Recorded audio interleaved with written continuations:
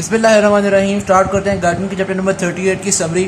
सबसे पहले उन्होंने बताया था कि रेस्पिरेशन के 4 कंपोनेंट्स होते हैं: pulmonary ventilation, diffusion of gases, transport of gases और रेगुलेशन ऑफ रेस्पिरेशन। ठीक हो गया। इसमें सबसे पहले पार्ट को हम डिस्कस करेंगे, यानी पल्मोनरी वेंटिलेशन को इस चैप्टर का टॉपिक बनाएंगे। ठीक, लंग्स एक्सपैंड या कॉन्ट्रैक्ट किस तरह से करती हैं? दो तरीके हैं, रिब्स एलिवेट और डिप्रेस करती हैं, या डायफ्राम चेंज कर रहा होता है, लेंथन कर रहा होता है या शॉर्ट कर रहा होता है। ठीक हो गया।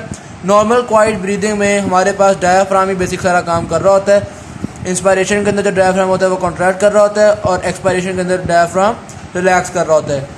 रिब केज का अगर पूछा जाए तो रिब केज के एलिवेट होने से लंग्स एक्सपैंड करती हैं और रिब केज के डिप्रेस होने से जो लंग्स है वो कॉन्ट्रैक्ट करती हैं। रिब केज को एलिवेट करने वाले जो मसल्स हैं उनको हम मसल्स ऑफ इंस्पायरेशन कहते हैं। वो कौन कौन से मसल्स हैं? External intercostal muscle, sternocleidomastoid muscle, serratus interior muscle और स्केलेनाई। और जो रिब केज को डिप्रेस करने वाले मसल हैं उनको हम मसल ऑफ एक्सपायरेशन करते हैं। वो कौन कौन से हैं? इंटरनल इंटरकोस्टल मसल्स और एब्डोमिनस रेक्टस।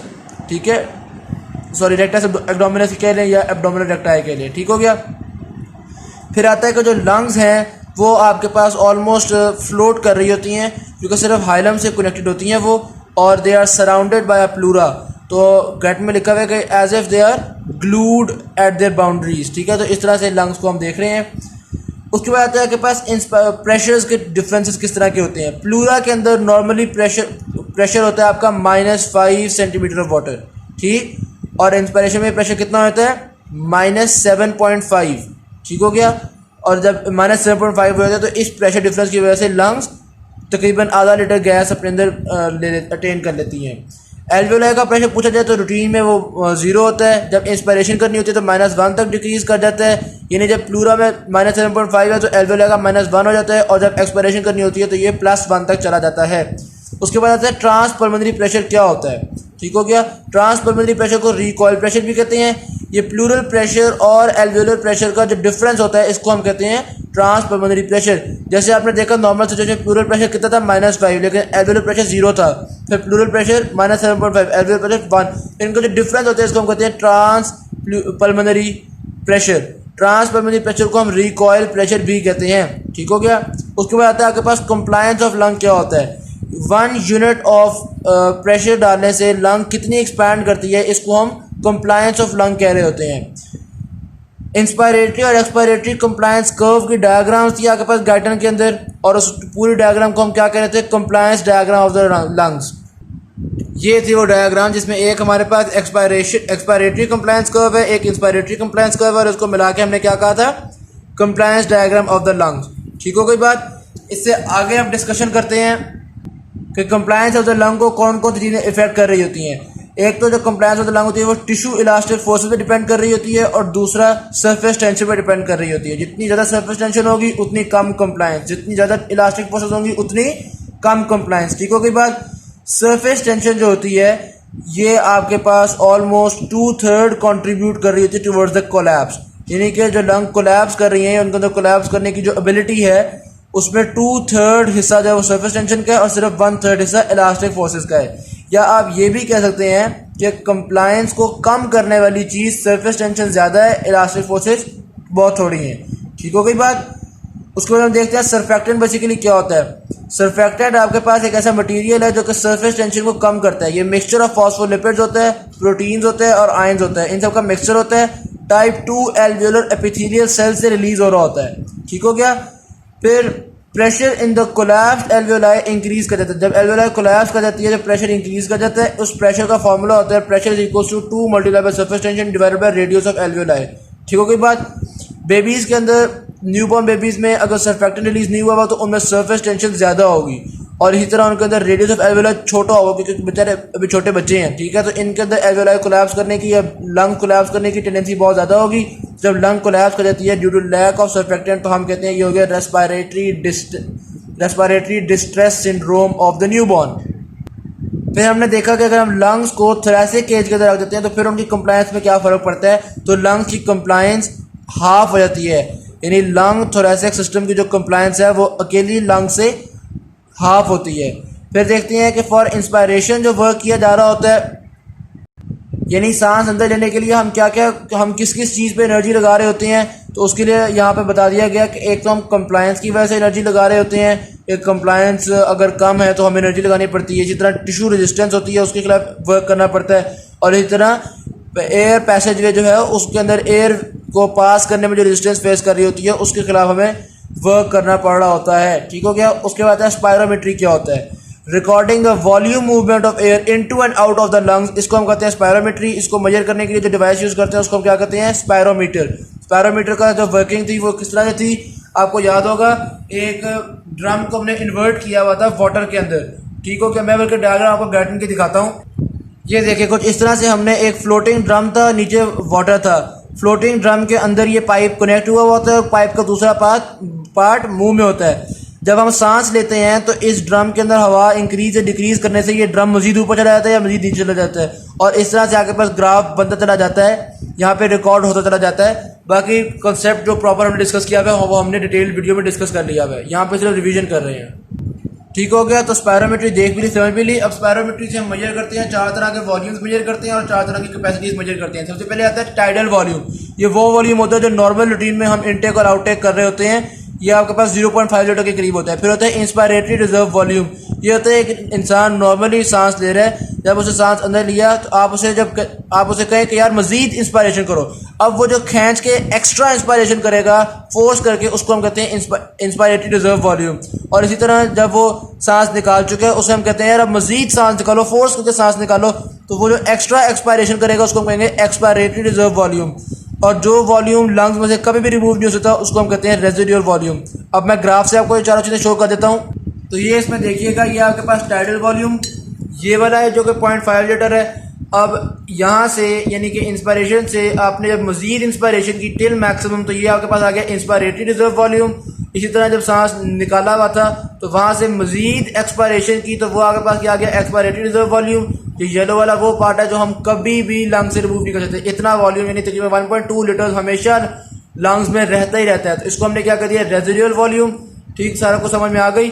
अब आगे देखते हैं कैपेसिटीज। चार कैपेसिटीज है हमारे पास। जो टोटल लंग की कैपेसिटी होती है उसको हम कहते हैं total lung capacity. Total lung capacity में से रेजिडुअल वॉल्यूम को निकाल दें तो वो कैपेसिटी जो फुल जब एक्सरसाइज कर रहा है बंदा तो यूज कर सकता है। Inspiratory capacity, inspiratory reserve volume को और एक्सपायरेटरी रिजर्व वॉल्यूम को भी यूज करके जो फुल इंसान यूज करता है उसको हम कहते हैं वाइटल कैपेसिटी। ठीक हो गया। अगर inspiratory reserve volume plus tidal volume कर दूं मैं तो ये उसको हम कहते हैं इंस्पायरेटरी कैपेसिटी। क्या कहा है मैंने, inspiratory reserve volume plus tidal volume is inspiratory capacity. इसी तरह expiratory reserve volume plus residual volume is equals to functional residual capacity. इसका मतलब क्या है कि जब इंसान नॉर्मली सांस ले रहा है तो कितना एयर है जो हर वक्त उसकी लंग्स में रहती है नॉर्मल रूटीन में जब सांस ले रहा है, तो वो होती है फंक्शनल रेजिडुअल कैपेसिटी। ठीक हो गई बात। ओके, तो हमने सारी कैपेसिटीज भी डिस्कस कर ली। आगे आता है आपके पास कि ये जो रेजिडुअल वॉल्यूम होते हैं ये हम मेजर किस तरह से करते हैं। तो रेजिडुअल वॉल्यूम को हम हीलियम डिफ्यूजन मेथड से मेजर करते हैं, यानी है तो स्पायरोमेट्री, लेकिन स्पायरोमेट्री में बेसिकली ये देख सकते हैं ना कि कितनी सांस बंदा ले रहा है या कितनी सांस निकल रही है, एयर कितनी जा रही है, एयर कितनी आ रही है, तो मेजर कर लेते हैं। अब रेजिडुअल वॉल्यूम तो वो एयर है जो हमेशा लंग्स में रहती है, इसको कैसे मेजर करें। हम करते क्या है, इंसान को हम हीलियम इंस्पायर करवा देते हैं, यानी कि वो हीलियम इनटेक करता है। जब हीलियम इनटेक करता है तो फिर हम मेजर करते हैं, जब वो निकालता है हीलियम तो हम चेक करते हैं कि हीलियम की कंसंट्रेशन कितनी कम हुई है। क्योंकि ज़ाहिर बात है इंसान ने जब नॉर्मली सांस लेते हुए उसने जब हीलियम इनटेक कर लिया है तो अब उसके अंदर जो पहले से मौजूद हवा थी वो हीलियम की कंसंट्रेशन को कम कर देगी। अगर तो हीलियम की कंसंट्रेशन बहुत डाइल्यूट हो गई है तो हमें अंदाज़ा हो जाएगा कि अंदर बहुत हवा थी, और अगर हीलियम की कंसंट्रेशन थोड़ी बहुत डाइल्यूट हुई तो समझ आ जाएगा अंदर थोड़ी हवा थी। तो हम फार्मूला के थ्रू चेक कर लेते हैं कि हीलियम की कंसंट्रेशन के चेंज से हमें पता चल जाता है कि रेजिडुअल वॉल्यूम क्या था। बाकी रेजिडुअल वॉल्यूम पता चल गया तो बाकी सारी चीज़ें भी हम पता लगा सकते हैं। ये अलजेब्रिक चीज़ें होती हैं। ठीक है। अच्छा, हम एब्रीविएशन यूज़ कर रहे थे, जैसे रेजिडुअल वॉल्यूम के लिए RV, टाइडल वॉल्यूम के लिए V के साथ स्मॉल t यूज़ कर लेते हैं। फंक्शनल रेजिडुअल वॉल्यूम कितना होता है उसके लिए आप FRV यूज़ करते हैं। तो इस तरह से आप वाइटल कैपेसिटी के लिए VC यूज़ करते हैं। तो ये एब्रीविएशन हम यूज़ कर रहे होते हैं। ये गाइडन के अंदर बहुत सारी एब्रीविएशन लिखी हुई हैं, हमने सिर्फ रिवाइज करना था। फिर आता है मिनट रेस्पिरेटरी वॉल्यूम क्या होता है। एक मिनट में कितनी हवा आपके एयर पैसेज के अंदर एंटर हो रही है, इसको हम कहते हैं मिनट रेस्पिरेटरी वॉल्यूम। ठीक हो गया। अब मिनट रेस्पिरेटरी वॉल्यूम को अगर आपने मेजर करना है तो आप देखें कि एक दफ़ा सांस लेने में कितनी हवा आपने इनहेल की है, मेजर कर लिया। फिर एक दफ़ा सांस लेने में कितनी हवा इनहेल किया उसको मल्टीप्लाई कर दें नंबर ऑफ ब्रीथ, यानी आपने टोटल सांस लिया कितना है। तो आपको पता चल जाएगा कि यार मिसाल के तौर पे एक दफ़ा सांस लेने में मैं आधा लीटर हवा अंदर लेता हूँ और 1 मिनट में 12 दफ़ा सांस लेता हूँ। इसका मतलब है 1 मिनट में टोटल मैं 6 लीटर हवा अंदर लेता हूँ। ये हो गया मिनट रेस्पिरेटरी वॉल्यूम। ये एक्सरसाइज वगैरह में इंक्रीज़ भी कर सकता है और एब्नॉर्मल कंडीशन में डिक्रीज़ भी कर सकता है। काफ़ी हद तक इसका इंक्रीज डिक्रीज इंसान बर्दाश्त कर पाता है। ठीक हो गई बात। फिर आगे आता है rate at which the air reaches the alveoli and the near by locations, यानी एल्वियोलर सैक्स, एल्वियोलाई, रेस्पिरेटरी वॉल्यूम, वो रेस्पिरेटरी ब्रोंक्यूल्स, वो जगह जहाँ पे गैसेस एक्सचेंज हो रहा है उन जगहों तक हवा किस तेज़ी से पहुँच रही है, इसको हम कहते हैं एल्वियोलर वेंटिलेशन। ठीक है, या जिस स्पीड से पहुँच रही है उसको हम कहते हैं रेट ऑफ एल्वियोलर वेंटिलेशन। ठीक हो गया। फिर आता है डेड स्पेस एयर। मैंने भी आपको बताया कि जो हवा तो आपके पास पहुंच गई एल्वियोलर डक्ट तक या एल्वियोलाई तक, एयर सैक्स तक या रेस्पिरेटरी ब्रोंक्यूल्स तक, ये इस हवा का तो ये तो डायरेक्टली ब्लड के साथ एक्सचेंज ऑफ गैसेस करेगी। लेकिन जो ट्रेकिया में रह गई, ब्रोंक्यूल, लार्जर ब्रोंक्यूल्स में रह गई, ब्रोंकाई में रह गई, नेजल कैविटी में रह गई, वो तो जाहिर बात है गैसेस एक्सचेंज नहीं कर सकती। तो वो हवा जो गैसेस एक्सचेंज नहीं करती उसको हम कहते हैं डेड स्पेस एयर। ठीक हो गई बात। अभी जो डेड स्पेस, ये बात याद रखिएगा, जब आपका सांस निकालते हैं आप तो सबसे पहले डेड स्पेस एयर का सांस निकलता है, फिर एल्वियोलाई और फंक्शनल वाला सांस निकलता है। तो बड़ा नुकसानदेह आपके लिए कि अगर आप थोड़ा थोड़ा सांस ले रहे हैं तो डेड स्पेस वाला हो ही जा रहा है रिप्लेस और एल्वियोलाई तक हवा पहुंच नहीं पा रही।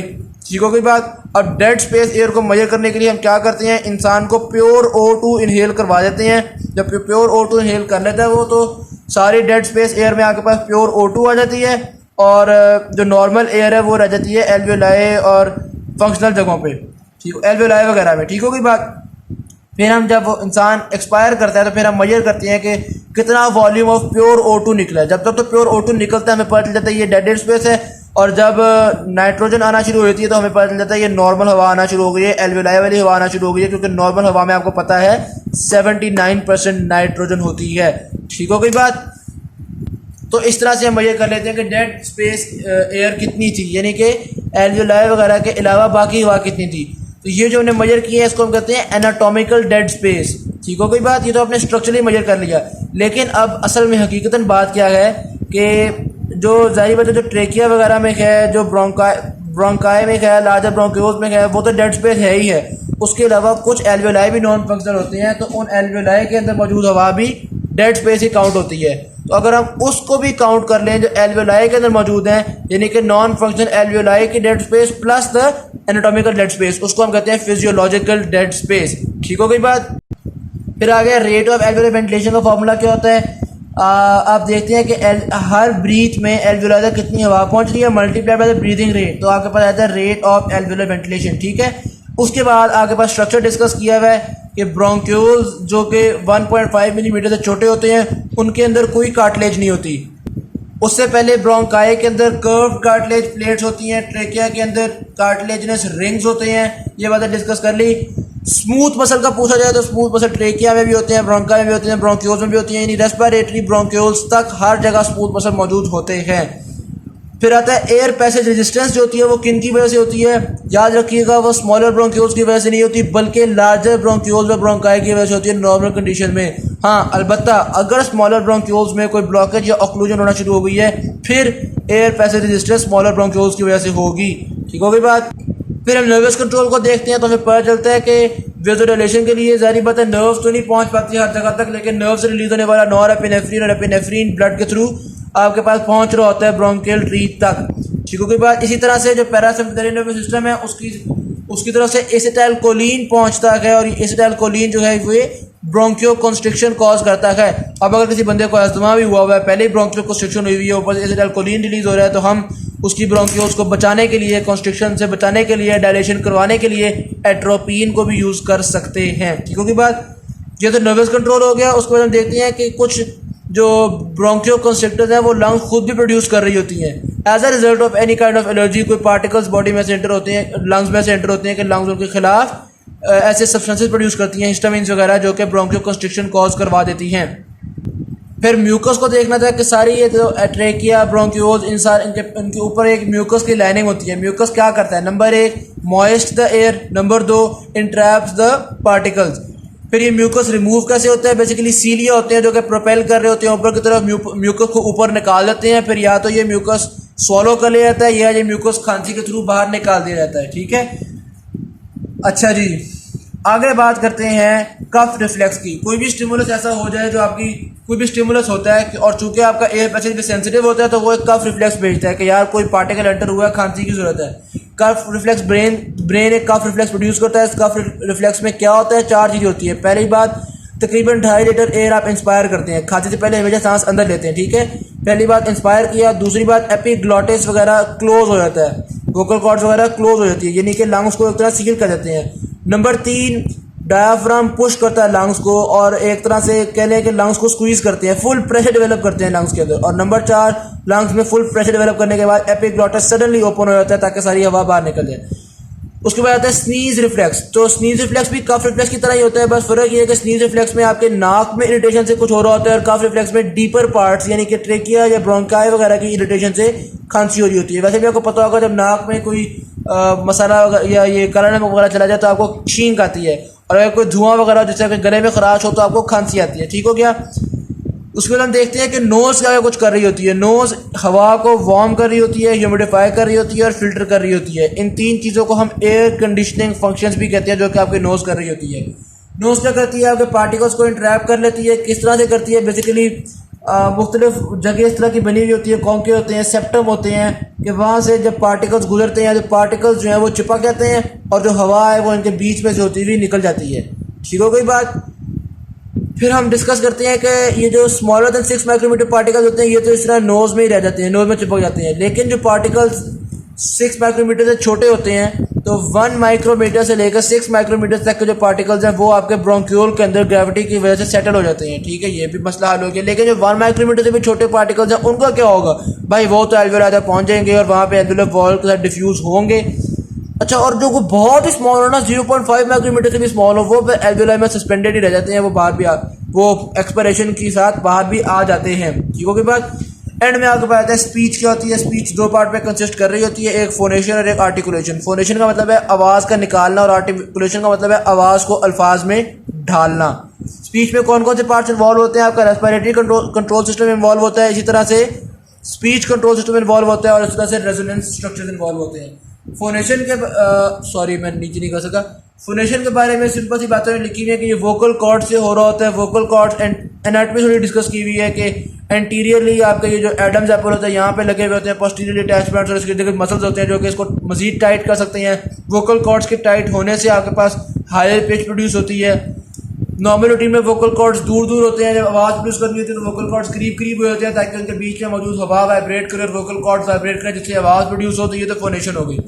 आर्टिकुलेशन और रेजोनेंस में बेसिकली क्या होता है? आर्टिकुलेशन के लिए आपके पास लिप्स होती हैं, चीक्स होती हैं, सॉफ्ट पैलेट होता है, टंग होती है, ये सारी चीज़ें अल्फाज को ढालने में काम आ रही होती हैं। और रेजोनेंस के लिए नेजल कैविटीज़ वगैरह होती है जिससे आपकी आवाज़ रेजोनेट कर रही होती है। जो जुकाम जब इंसान को होता है तो रेजोनेंस बदल जाती है, हम कहते हैं आवाज़ बैठ गई। ठीक है, तो ये एक रिविजन थी चैप्टर नंबर 38 की। डिटेल वीडियो तो आपको पता है वैसे पहले आ चुकी हुई है। Thank you very much. Video अच्छी लगी तो शेयर ज़रूर कीजिएगा, चैनल को सब्सक्राइब तो वैसे ही कीजिएगा, मतलब ज़रूर ही कीजिएगा। Thank you very much.